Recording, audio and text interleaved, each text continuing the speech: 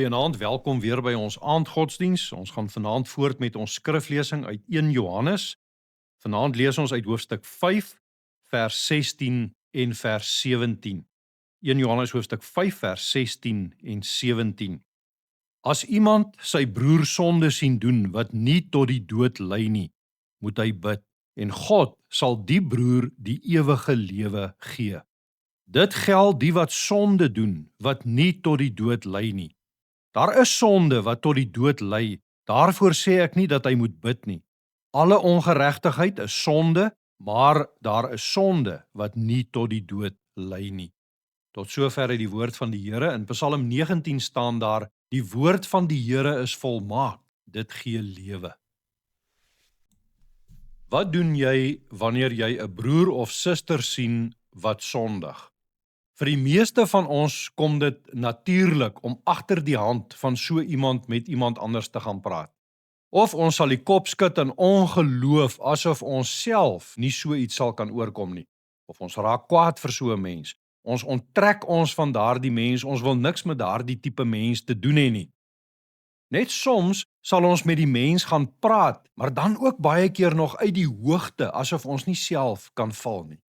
Johannes wys vir ons 'n ander pad. Hy sê vir ons, as iemand sy broer sonde sien doen, moet hy vir sy broer bid. Dwars deur hierdie Johannesbrief het ons nou al geleer dat liefde vir medegelowiges die vrug is van 'n lewe in Christus. Om jou medegelowiges lief te hê, is kenmerkend van 'n lewe van geloof. Dit kan nie anders nie. Geloof sonder 'n liefde vir medegelowiges bestaan nie, daar's nie so iets nie.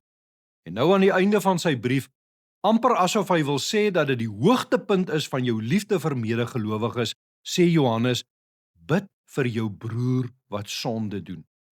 Hy kon net sowel gesê het, bid vir mekaar, want ons weet tog ook nou uit sy brief uit, dat alle gelowiges nog steeds sondaar mense is. In die voorafgaande verse het Johannes gesê, dat God ons gebede verhoor, as ons iets volgens sy wil vra. Dit is sy wil dat ons vir medegelowiges bid wat sondig is. By implikasie sê Johannes dus, as ons God se wil so doen en vir medegelowiges bid wat sondig, sal God ook daardie gebed verhoor, sal hy ook aan die medegelowige die ewige lewe gee. Wanneer jy dus 'n medegelowige sien wat in sonde geval het, moet jou eerste reaksie van liefde wees om daardie mens in gebed aan die Here op te dra.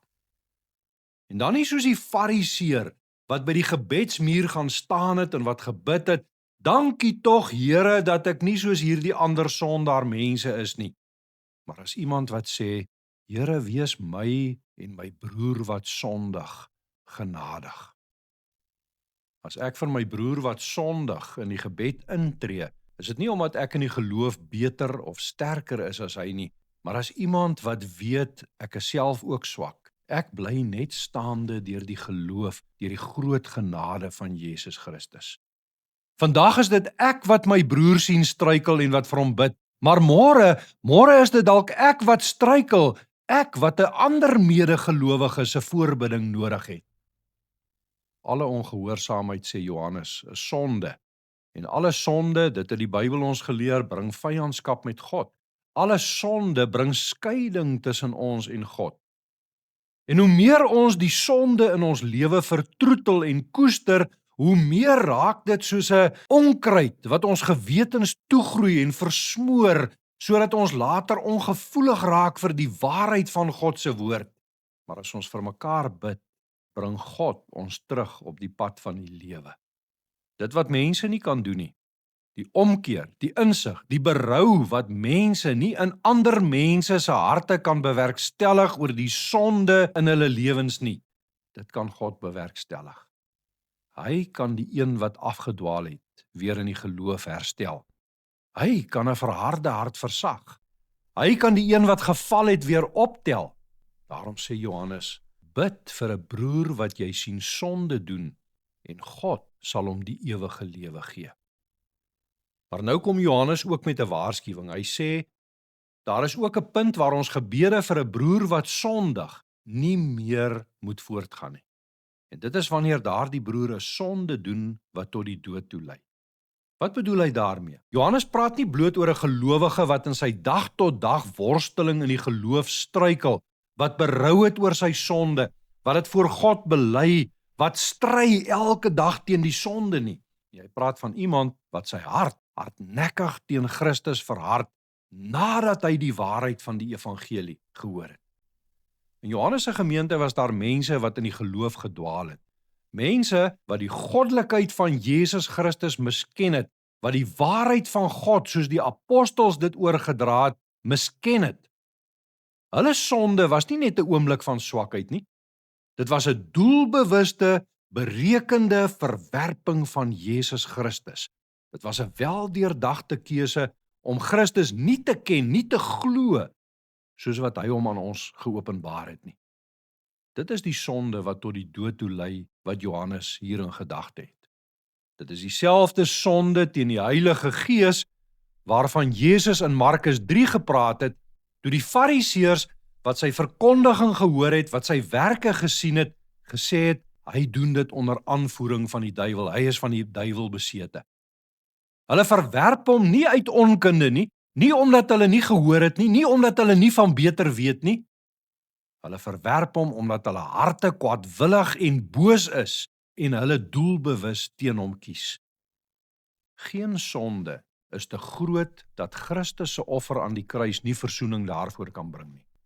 Elke mens wat Christus in die geloof omhels, ontvang volkome vergifnis van sonde.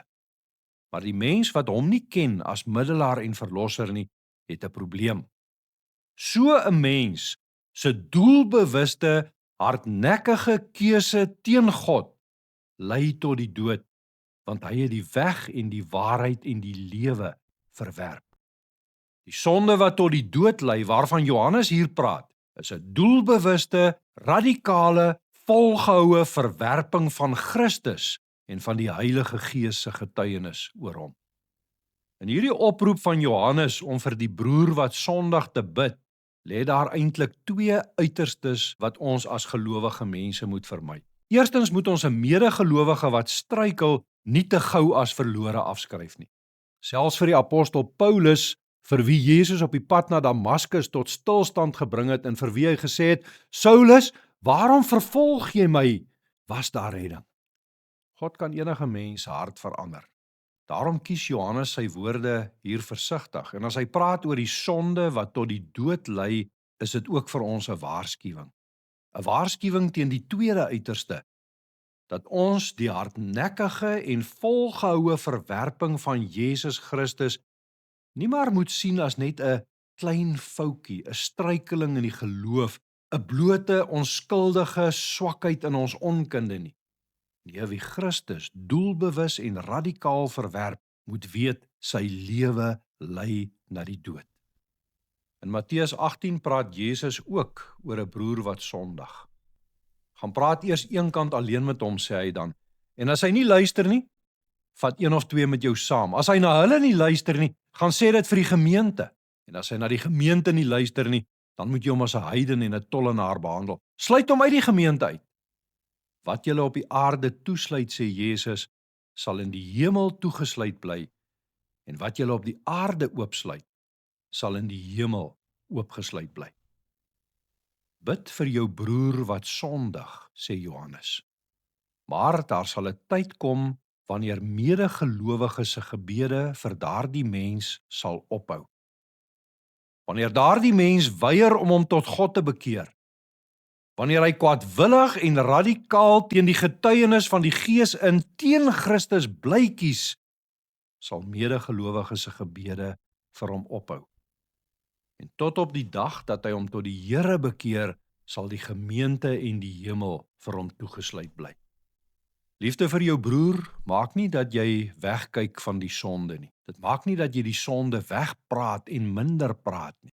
Dit dring jou om hom te waarsku, om hom te vermaan, om te roep tot bekering. Maar dit dring jou ook om op jou knieë te gaan en vir hom te bid. Te bid dat God die sonde sal ontbloot, dat God, die kenner van harte, ook daardie mens tot insig en berou en bekering sal bring. Die gemeente van Jesus Christus behoort nie 'n gemeenskap te wees waarin gelowiges oor 'n afstand na mekaar kyk en oor mekaar se sondes praat nie. Dit moet 'n plek wees waar ons in liefde met mekaar praat oor ons sondes, waar ons mekaar kan vermaan, mekaar kan aanspoor tot gehoorsaamheid, kan bid vir mekaar. Is daar 'n groter liefde wat jy aan 'n medegelowige kan bewys as om vir hom of haar te bid? Is daar 'n groter liefde wat jy aan jou vrou of jou man of jou kind of jou ouer, jou vriend of jou broer of jou suster kan bewys as om hom of haar in gebed te dra tot voor die troon van die almagtige God? Hy verander lewens. Hy kan jou lewe verander en jou broer se en jou man se en jou vrou se en jou kind se en jou ouers se. As iemand sy broer sonde sien doen, moet hy bid en God sal die broer ewige lewe gee. Amen. Kom ons bid nou saam. Hemelse Vader, ons dank U vir U leiding en vir U bewaring deur hierdie week. U het ons gedra elke uur en elke oomblik en ook in die oomblikke wat ons dit nie eers raak gesien het nie. Dankie vir U troue sorg. Dankie vir elke genadegawe uit U hand uit. Here, dankie vir U woord waardeur U ons leer en waarsku en vertroos, maar waardeur U ons ook weer teruglei na Jesus Christus.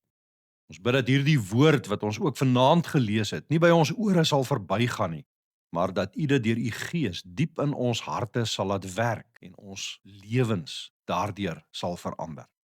Vader, leer ons om vir mekaar te bid, bewaar ons daarvan om maklik en vingerwysend oor mekaar se sonde te praat, mekaar te veroordeel of uit die hoogte na mekaar te kyk. Here, dat ons mekaar eerder in liefde voor U sal dra in die gebed. En dankie Here dat ons vir mekaar kan bid in die wete dat U ons gebede hoor en verhoor. U is die almagtige God.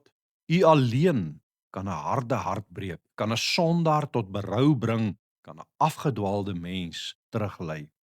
Daarom bid ons vir elke broer en suster wat met die sonde worstel en pleit ons Here, ontbloot die sonde in ons lewe, maak ons bewus daarvan, wek berou in ons harte Here, lei ons terug na Jesus Christus, by wie daar vir ons vergifnis en die ewige lewe is. Vader, wanneer ons nou gaan slaap, pleit ons om U bewaring deur hierdie nag. Gee aan ons rustige slaap en gee ons nuwe krag vir die dag wat voorlê. Waak oor elkeen van ons geliefdes, beskerm hulle, hou ons almal in U troue Vaderhand. Dit bid ons alleen op grond van die verdienste van Jesus Christus. Amen.